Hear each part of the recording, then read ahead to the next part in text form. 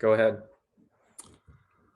Okay, thanks everyone for joining. Today I would like to introduce Snabbkaffe, a library for testing Erlang applications. So first of all, I'm going to discuss why this library is needed and what problems it tries to solve. And then we will go over the details of how it works and how it can be used. And if we have time, maybe we can try to take a look at some real-life application that uses Snabbkaffe for testing. So what is Snabbkaffe? It's a library that allows to test concurrent and distributed systems. The main difference from the existing libraries is that it moves the focus away from states to effects and their temporal relationships. So in real life, developers investigate bugs by asking for the logs, looking at the logs, analyzing them, and finding errors in the logs. And Snabbkaffe uses exactly the same approach, and it also automates the process. Also, it supports advanced modes of testing, such as fault injection and scheduling injection. Also, it aims to improve efficiency of testing because it allows to verify multiple properties by running your test system only once. Okay, I think I have to address the name of the library. Snabbkaffe means instant coffee in Swedish, and there is no hidden meaning. It was completely a random name. In the future, I will use term non-deterministic a lot, so I introduce it now. So a deterministic function is a function that always produces the same result for the same input. And non-deterministic function can produce different results with the same inputs.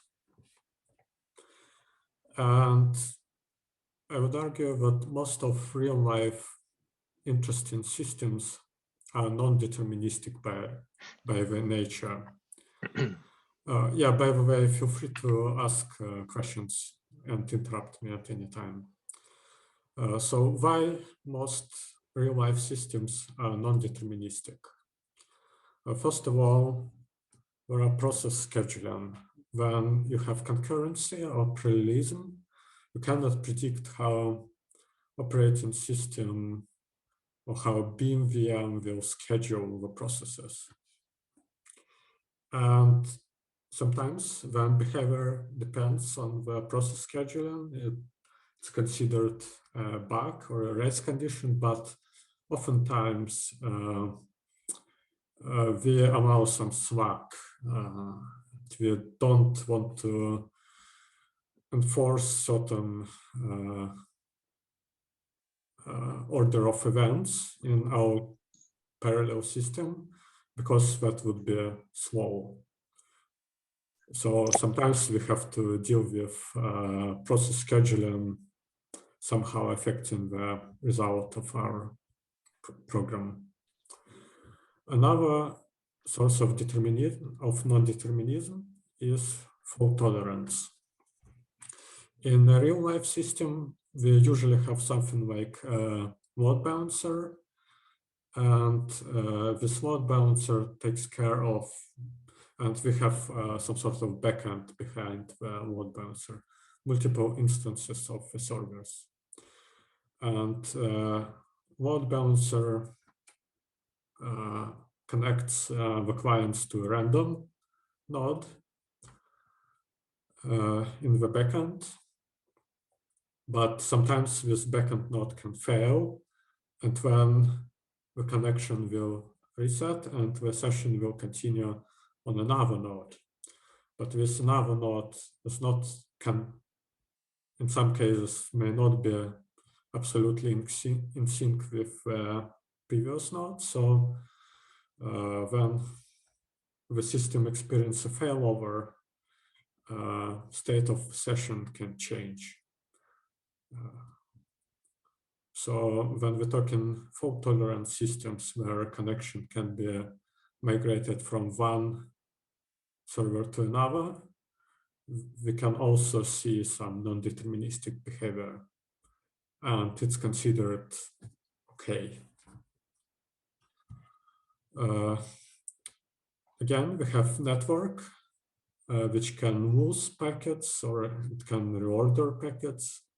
And again, when we want performance, we consider this packet loss and reordering okay scenario. So network is also unpredictable. And as I mentioned, there's also load balancing, where we don't know where our connection will end up. Maybe it can be migrated between the nodes. And we have worker pools, where we can have like a set of workers and tasks can be redistributed between the workers. And again, we don't know in advance on which worker the task will end up. And depending on that, there could be some changes. So non-determinism is an inherent property of concurrent systems, and we need to deal with it somehow. While non-deterministic systems are very common in high-performance and fault-tolerant systems, testing is lagging behind. So if testing Erlang application was a game, there would be several difficulty levels. Easy mode is testing pure functions. Very nice and simple. We always return the same result when you call it. So you can use proper to generate a lot of inputs. You can use shrinking in proper, so it will even make it more convenient to debug the errors. So it's nice and simple. And when there's normal difficulty when we deal with stateful systems. And again, current test frameworks are pretty well suited to deal with a stateful system. For example, there's stateful proper. Sorry? Okay.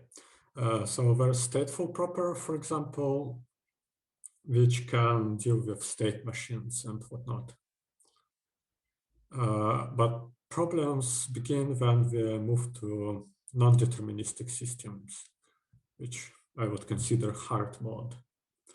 For example, stateful proper cannot deal with non-deterministic systems because it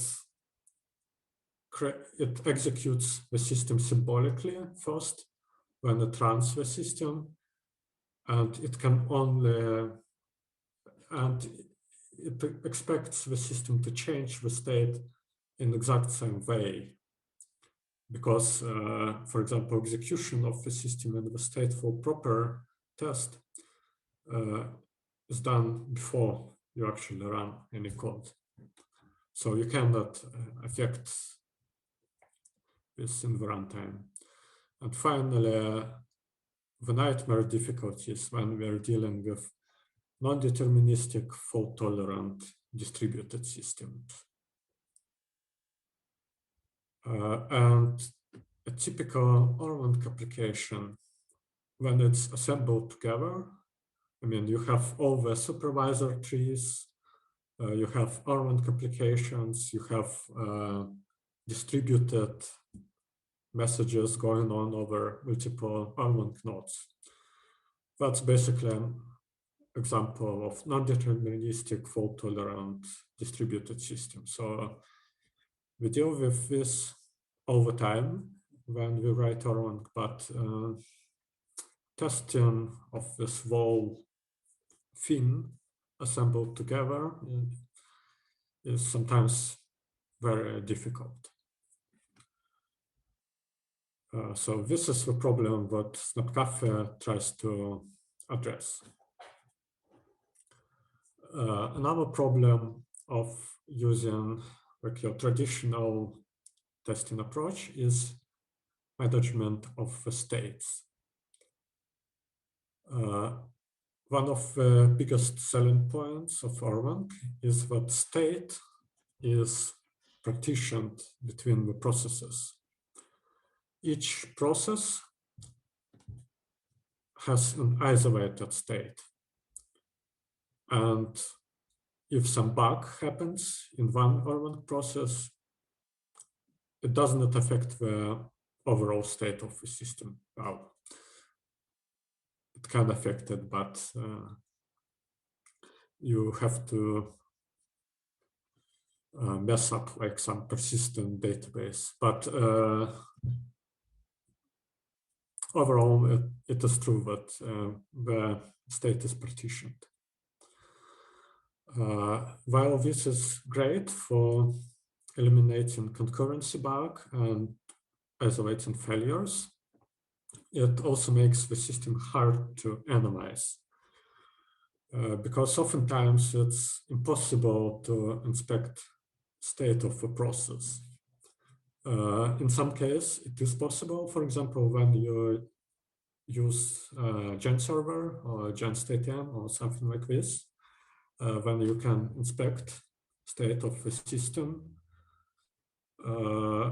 by using sys get state call. But oftentimes it is useless because what you get from this get state call, it's a snapshot of just one facet of the system. And sometimes it's not even helpful to analyze it because, for example, it does not include mailbox, so the state can change in the next moment.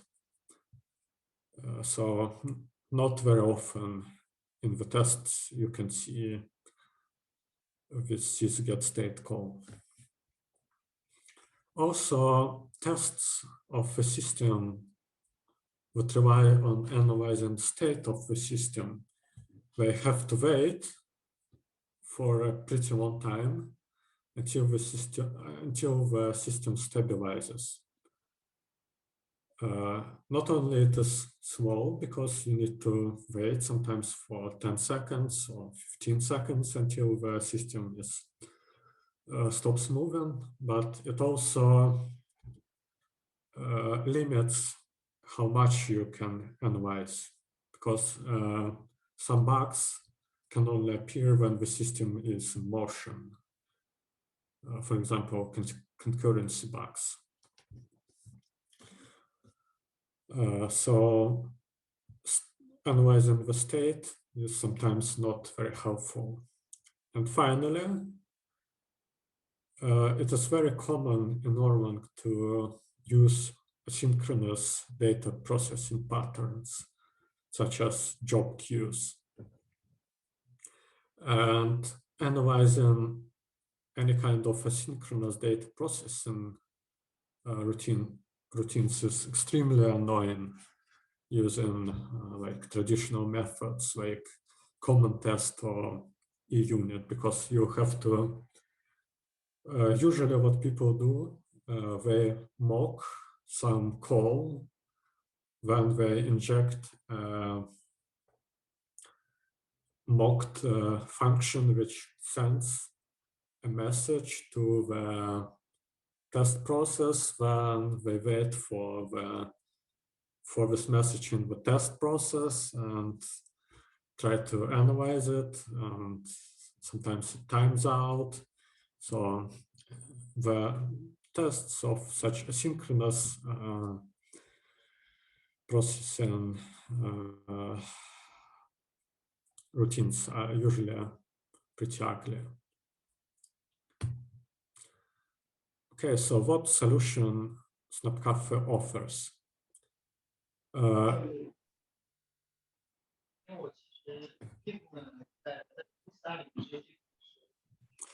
Sorry, you're cutting. Could you speak up?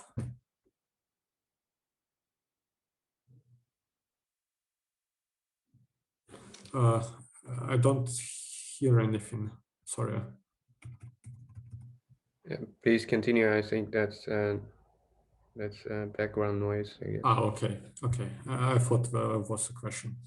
Okay, so what is the solution which Snabbkaffe offers? Basically, it invites you to mostly move away from trying to analyze the state and embrace events and their temporal relationships. Okay, so how does this work? First of all, you need to instrument your code. As I mentioned, Snabbkaffe analyzes the mocks of the system.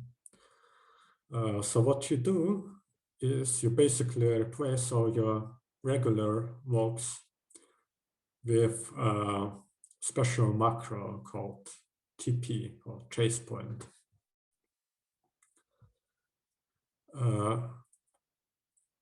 These macros you basically use instead of your regular mock macro. But analyzing the mocks in their string form would be absolutely horrible. So this TP macro, they use structured mocks. And it's beneficial to use structured mocks even if you don't want to change, even if you don't want to use Snabbkaffe for tracing, because the industry is moving towards structured mocks. You can easily format them as JSON, put them into Kibana, and so on. So structured mocks are beneficial even if you don't want to use Snabbkaffe. But if you do want to use it, then you include this header in your code, and then you replace all the mocks with TP or TP span macros. In the release build, this macros will become regular kernel logger messages. So no surprise here, but in the test build, they will change behavior and they will become trace points that send events towards Snabbkaffe collector process, which will store them for future analysis. Okay, so what does the structured mock looks like? So the basic form is in the first example. So there's a macro with two arguments. The first argument could be an atom or a string, which we call kind. And the second argument is a map, which can contain whatever data you like. You can put any parameters here. For example, this is taken from ICA Arlog, where we log that the replica imported a transaction. Oh, sorry, where was I? So we log sequence number of the transaction, ID of the transaction, and the content of the transaction. And this kind of log completely disappears in the release build. When we want, Excuse me, yeah. Dmitry. Doesn't it get turned into a debug log? No, it just disappears. But if you put debug as the first argument, yeah, then it will become a debug error message. All right. So Thanks. you can use like second form of this macro where you explicitly specify log level, such as debug, info, notice. Okay. Notice, warning.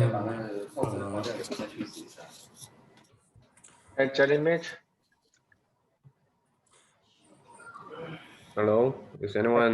Mute. Mute. Okay. Sorry, Dimitri, I introduced the sharing to other teams. Thanks. Sorry. No problem. More people got invited. Please mute if you don't ask questions. Yeah, thanks. So the second form of this macro, which accepts log level, just like your regular log macro, and the log level is the same as for the kernel logger. So it could be a debug, info, notice, warning, error, alert, critical, yeah.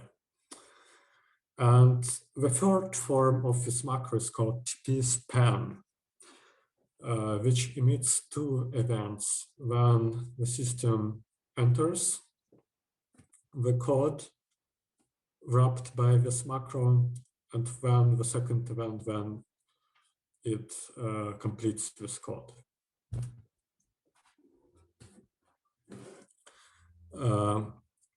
Of course, Snabbkaffe supports Orman distribution, so you can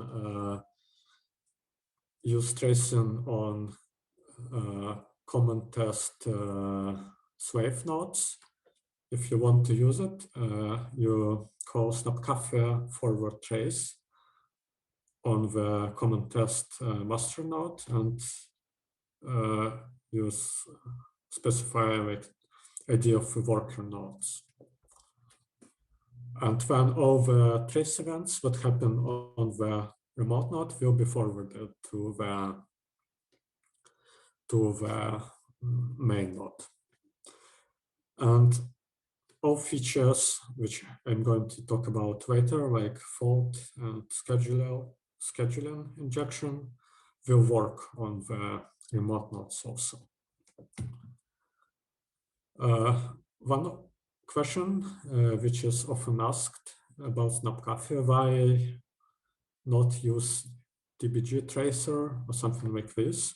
And the answer is it was considered but rejected because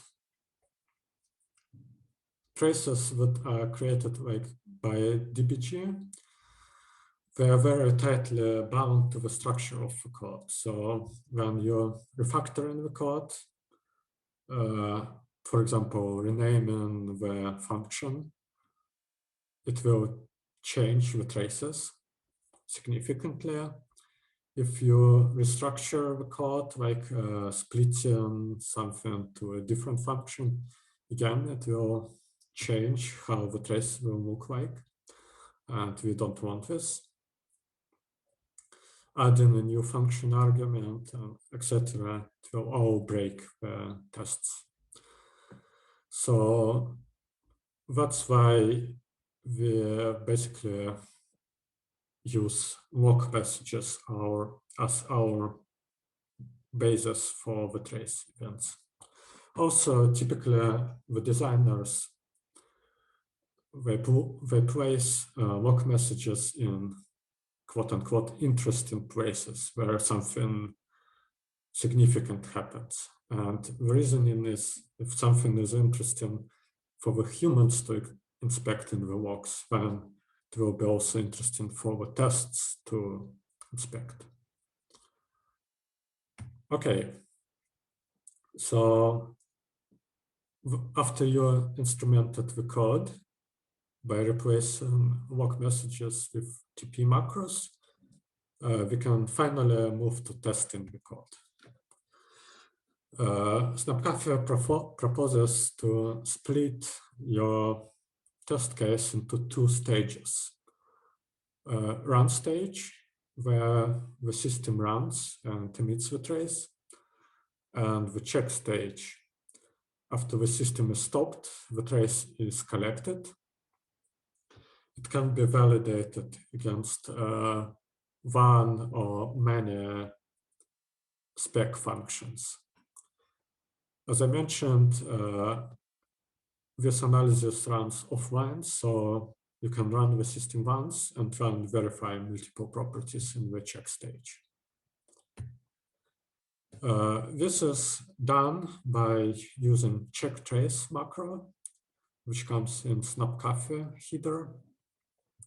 So basically imagine we're writing a unit test, my test, and it is written like this. So we use check trace macro, where the first argument is code what happens in the run stage. And then there's a fun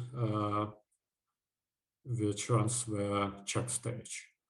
Result of the run stage is passed as the first argument to the check stage, and the trace is passed as the second argument.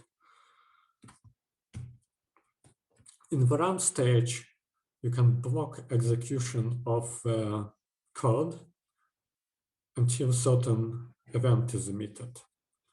You do it by using block until macro. This first argument is a match spec, much like in a function clause or in case clause. So you can put variables here, can have a guard, etc. And this match specification, it matches the event. You can specify timeout for waiting for events, and the second kind of timeout called back in time. So this block until macro, it will look into the history of events that happened before it was called and check if something matches in the past. And if it does, if this event is not older than back in time, then it will return this event. The benefit of using this macro over sleep is that it returns immediately as soon as the event happens. So it is more efficient than a regular sleep, and it's less prone to introduce flakiness in the test. I was talking a lot about how inconvenient it is to work with asynchronous actions, and this block until macro basically solves the problem. But there's another convenience macro which works very much like the previous one. except it is even less prone to flakiness. It's called wait async action. You use it when you want to run some asynchronous action, wait for the result of this action, and return the trace event corresponding to this action. It works very much like block until, but it injects the event checker function before running the code in the first argument.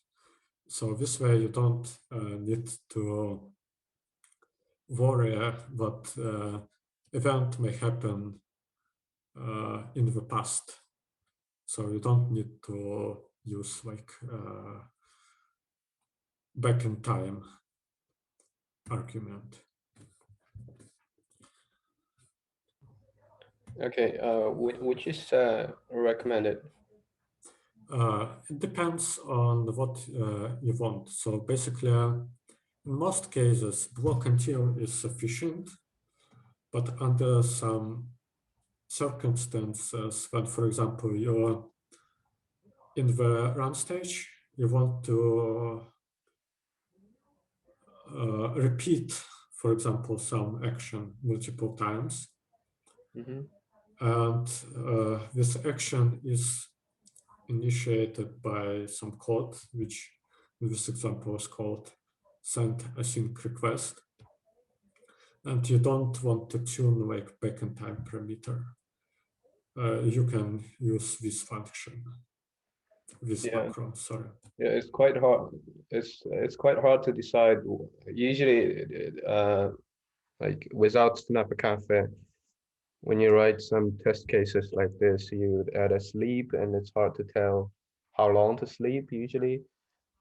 And when using Snabbkaffe block until, the problem becomes how to pick a right back in time. Yeah, exactly. So this macro basically it removes need for back in time. So it injects the wait or places the wait absolutely before the event starts. Yeah, exactly. So it guarantees that it starts waiting for event before, before running this code. Mm. So you don't need to tune any timeouts or back in times. Okay. This is nicer, I think. And I still can't. It's hard for me to find it really a real use case where block until is better than wait async. I think it's not as useless as it may seem in comparison with wait async action, because usually you don't have the same event happening multiple times. So you can block until some event is emitted, and you don't need to worry that exactly the same event was emitted by some other piece of code before. So basically, the benefit of this macro is when you emit the same event multiple times, and you want to make sure that you don't accidentally match the same kind of event, which was emitted by a different async request, for example. But usually it's not a problem. Okay. Cool, thanks. Yeah. Yeah, another feature is that Snabbkaffe integrates with proper, and you can write trace-based, property-based tests like this. So there's a special macro called throw trace, which combines check trace from Snabbkaffe and throw macro from proper. So the first argument is the term generated by proper. The second argument is proper type. The third argument is your run stage. And the last argument is your check stage. And when this macro creates a proper property, which you can then run using run prop macro. Sometimes it can be useful, I guess. There's a bunch of miscellaneous macros that can be used in run stage. Panic, which throws an error with some arguments. Retry, which runs some code multiple times and with some period until it succeeds. It should not be used when you work with the code which has been instrumented with Snabbkaffe, but can be useful when some code is not instrumented. And there's give or take macro, which checks integers if the integer is within range. So these are the macros that you can use in the run stage. So now let's move on to working with traces. So first of all, let's look at the structure of the trace event. Trace event is basically a map where there's a key that corresponds to the kind of the trace event, like the first argument of TP macro.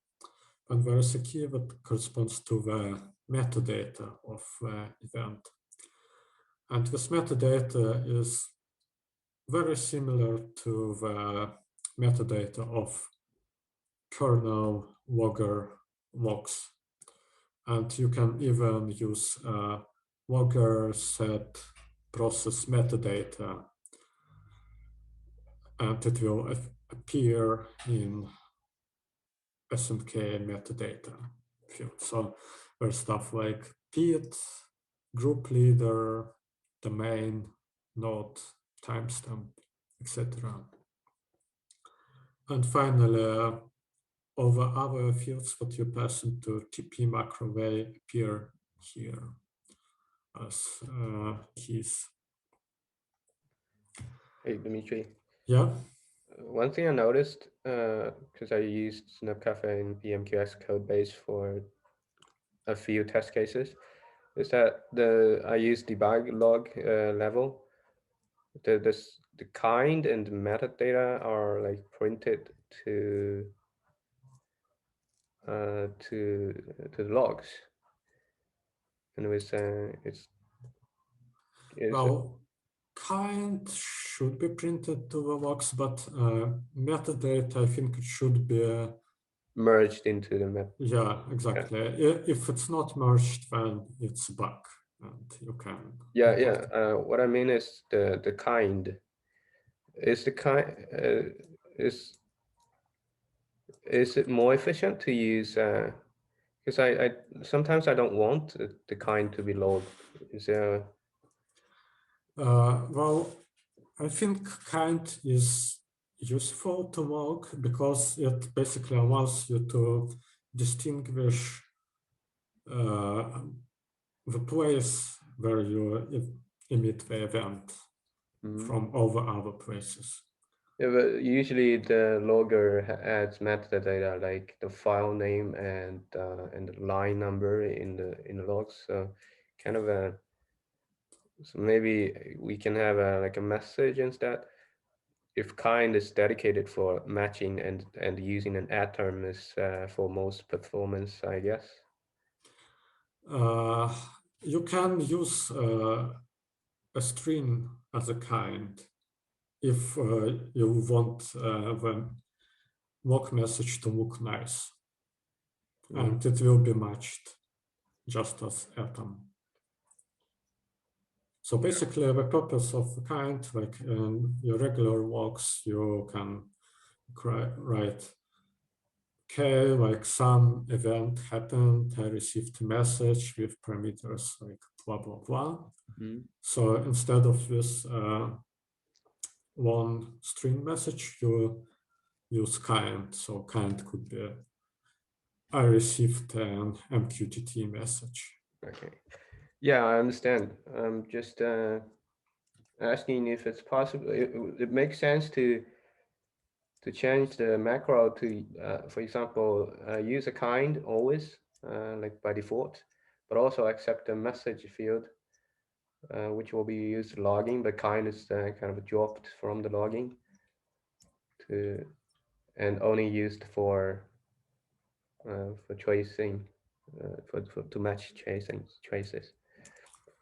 Yeah, we can discuss it, but Yeah. you can make kind look nice, basically, if you want to. All right, thanks.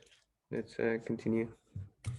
And for TP span macro, the structure of a trace will look like this. It will become 2 events with an additional key added, SNK span.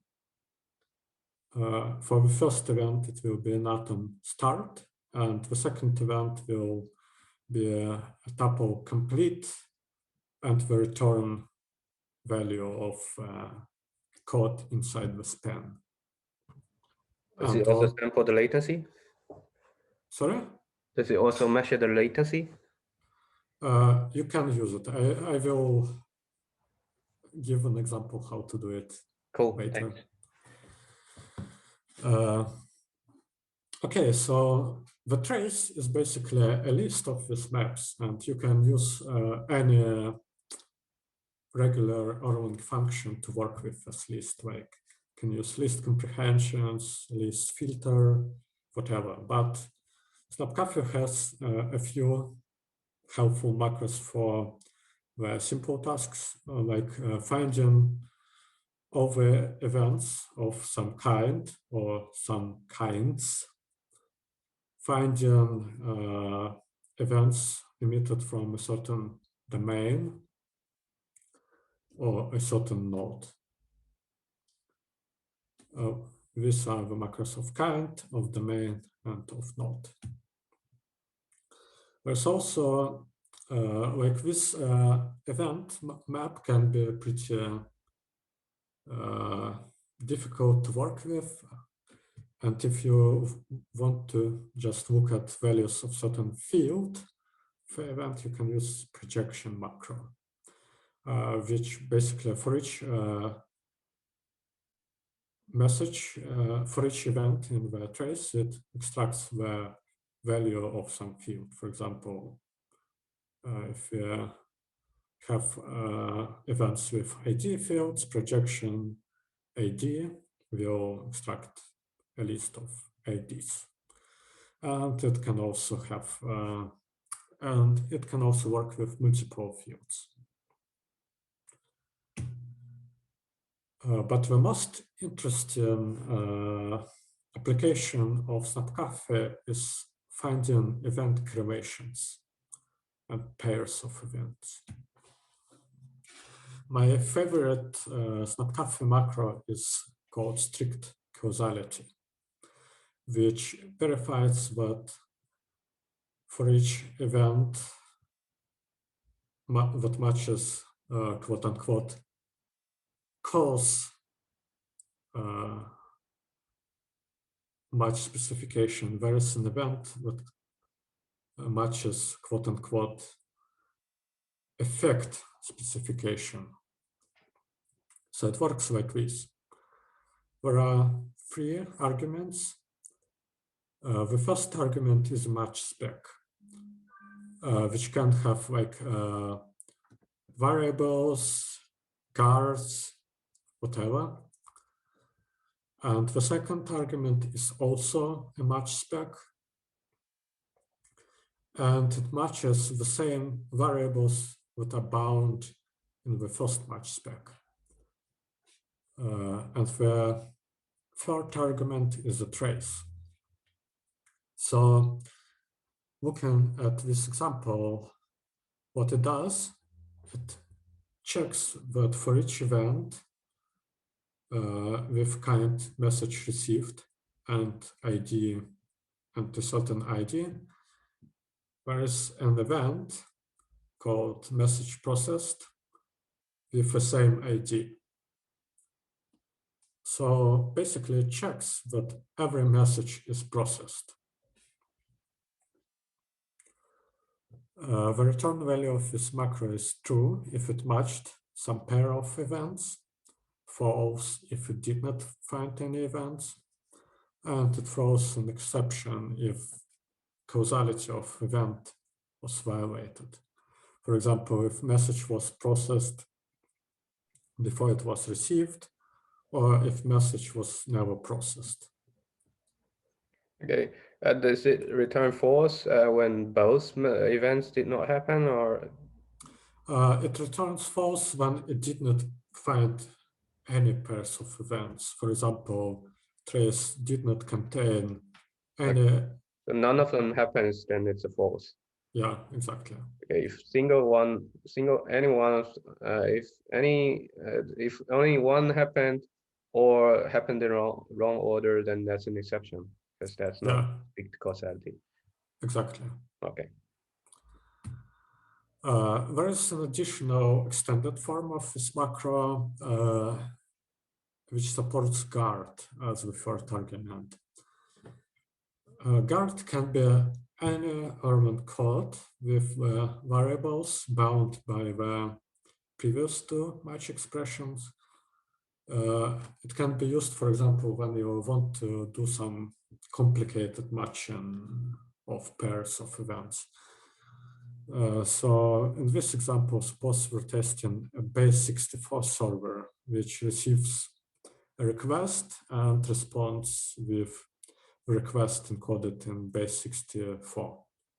So all you do to check correctness of implementation of this base64 server is that you write code like this. So basically, this is a macro because you want to make it more easier to write for the third line. Yeah, exactly. So there's a bunch of stuff going on in this macro. Okay. Could you go back one slide? Yeah. Is it the same for this also? I mean, why is it a macro, not a function? It could be implemented as a function, but it would look pretty ugly because, for example, this first argument looks nice in this macro. It just matches some stuff. But it's a match expression or a map itself? It's a match expression. Right. As you can see, it has like colon equal thing here. Yeah, okay, yeah, right. And it also binds some variables and it can have a guard. And of course, you could do it with regular function, but then you would have to implement it like, okay, you create an anonymous. Yeah. Now it's making sense because it's a match expression. Yeah, exactly. So the next one is the same as, they are also match expressions. Yeah, they're also match expressions, and in the third argument, you can use variables to match it by the previous match expression to do some more complex matching. Yeah. There's another macro very similar to a previous called Causality. It's mostly the same as strict causality, but it does not crash when some cause doesn't have an event. It's used less often than strict causality, but for example, if you have a system where you expect that some messages could be lost, and you don't care about this, you can use causality macro. I'm sorry, I'm not quite following. What's the difference? It won't crash if some pairs of events are not complete. For example, if some message was received, but it was not processed, causality says, message was lost, whatever. Okay, but what if a process that happened before received? That's an exception. Then it will crash. Okay, all right, thanks. I need to mention some pitfall that can happen when using causality macros, strict causality macros. You can change format of the trace event in your code. For example, change kind or something. And then you can forget to update the match expressions in your tests. And in some cases, you can get into a situation where your tests pass, not because they were correct, but because they did not find any events. So in order to avoid this, usually you want to wrap your causality and strict causality macros in assert macro. So it will check that not only it did not find any causality violations, but also it matched some events. So there's a simple workaround. Okay, then there is a cool macro called find pairs, which works very much like causality, but instead of crashing and returning true or false, it returns pairs of events that it found. So it has the first argument called strict, which causes to crash when events match in wrong order. Then the second argument is a match expression for the first event. Another argument is match expression for the event that should happen after guard, and finally the trace. So by using this macro, you can find all the pairs of complementary events. There's a bunch of macros for splitting trace. Sometimes it is helpful not to work with the complete trace, but instead chop it into small parts. For example, before and after restart, or before and after failover, to work with them separately. So there's a bunch of macros that simplify the task. So they all have match expression as the first argument. And then they will basically return list of parts. So could be helpful. And finally, I think one of the coolest application of Snabbkaffe is what we call Nemesis, which allows to, oh, sorry, does anyone have questions about this part? They work like the list split, right? Yeah, pretty much, but they look a little bit nicer because you don't need to write like fun. Basically, you don't need to write a predicate function. You just put a match expression. I mean, as the first argument. in concept wise, they are like list manipulations. Yeah. Okay. Exactly. All right, so let's discuss Nemesis feature of Snabbkaffe. So fault tolerance using supervisor trees is one of the key selling points of Erlang and the most common design pattern. But very often with supervisors, we just assume that they work. And the parameters such as timeout and all the other parameters of supervisors are not tuned. And Snabbkaffe helps to, first of all, to verify that all your supervisors work correctly and to tune them as well. It does this by injecting deliberate faults into your system. So in the run stage, you can use inject crash macro.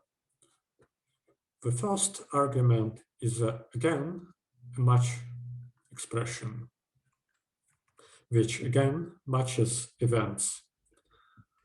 But the effect of this macro is that, oh yeah, and the second argument is crash scenario.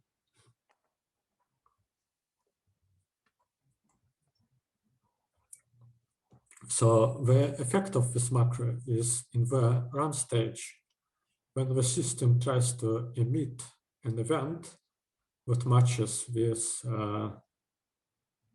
pattern, it will crash sometimes.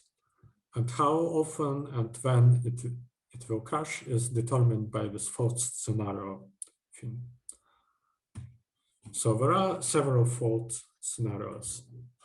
There's always crash, so the system will always crash, obviously. There is recover after, which will make the system crash n times in this place. So for example, if you want to test that your system can recover after some temporary fault in the external service, for example, database was down and you sent requests to this database, but when the database came up and you want to dump all the data, you can emulate this scenario using recover after. And when there is a random crash, it just crashes with certain probability. Periodic crash, which emulates the system that goes up and down, up and down. So basically all these false scenarios can be used to test that your supervisors actually work as expected.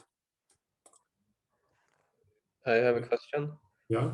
What does this get turned into in production code?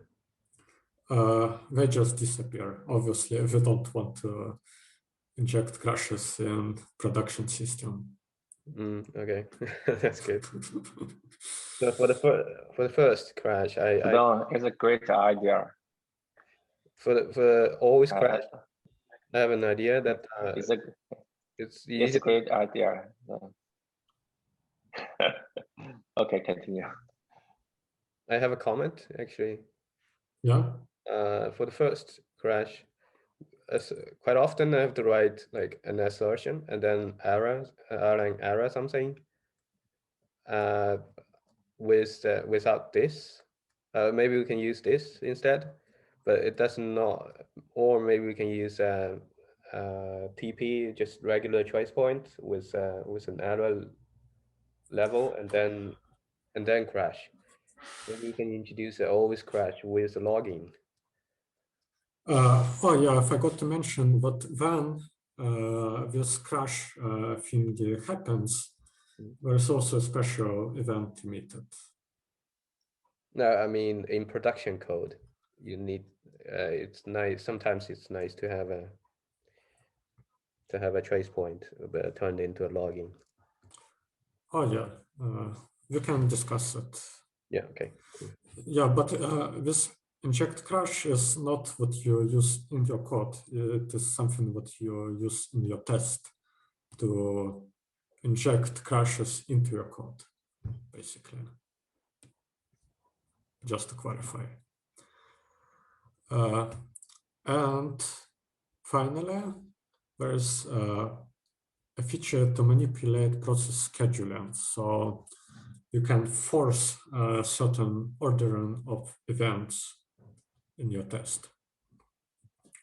It is needed when you want to introduce a bug fix to some race condition using test-driven development style. When you first implement a test case that reproduces the error, when you work on a fix and make sure that the test case passes. So, but if some error happens very rarely under certain very rare scheduling of events, how do you do this test-driven development? You can use force ordering macro, which will inject scheduling to the system. So if there are two processes, one of them tries to emit an event of kind bar, of kind foo, and another wants to emit an event of kind bar, using this piece of code will make it so the bar event will be emitted before and the foo will be emitted after bar, always. Yeah, and of course it also supports guards and all this stuff. Yeah, there's one disclaimer is that, of course, you can absolutely introduce deadlocks into your system using this macro, so it does not prevent this. Okay, and the final topic, there was a question, can you use TP span to measure latency? And the answer is yes, to some extent. There is a little bit of support for benchmarking using Snabbkaffe, but this was like an afterthought. There's not many features, and don't use this for like serious benchmarking. So, for example, there's little statistical analysis that is done and so forth. So Snabbkaffe supports reporting metrics. I won't go into detail how to do this, but basically there's metric name and the value or a list of values. And you can also report the result of running find pairs macro, so pairs of events, to this as a metric. And what this will do is it will find diff between the time steps of events in the pair. So basically, if you use TP span macro, you can use the following construct to find all the pairs of entering the span and completing it. And then you use push stats, and it will find latency of each call. So yeah, this was the answer to this question. And if in later you call this Snabbkaffe analyze statistics function, it will print to the console something like this, like it will print mean value for scalar metrics and for the metrics with x coordinate, it will draw like an ASCII art plot. Did you code the ASCII card, or do you have a library to do so? It's part of Snabbkaffe. So you did it. Yeah, yeah. Okay. It's the most useless thing ever, but it's cute. It's awesome. Okay, so the conclusions. By the way, do you have any questions about performance analysis or previous parts? Can we have this ASCII art in maybe EMQTT bench? Yeah, you can reuse it. And Dimitri, the print is really cool. Sorry? The presentation is really cool. Oh, okay. Thank you. Thank you very much. Okay, so let's move to the conclusions because we're a little bit over time. So here's a link to the library, to the repository. The library is under very active development. It's open to contributions, suggestions, bug reports, patches, whatnot. I used it in the production for 3 different libraries. Broad, some parts of Broad, so it's our Kafka client, uses Snabbkaffe for tracing, including fault injection and whatnot. When there's Kflow, it's like abstraction level of a Broad, which allows to write like pipelines of Broad using Broad. It uses Kflow, sorry, it uses Snabbkaffe very actively.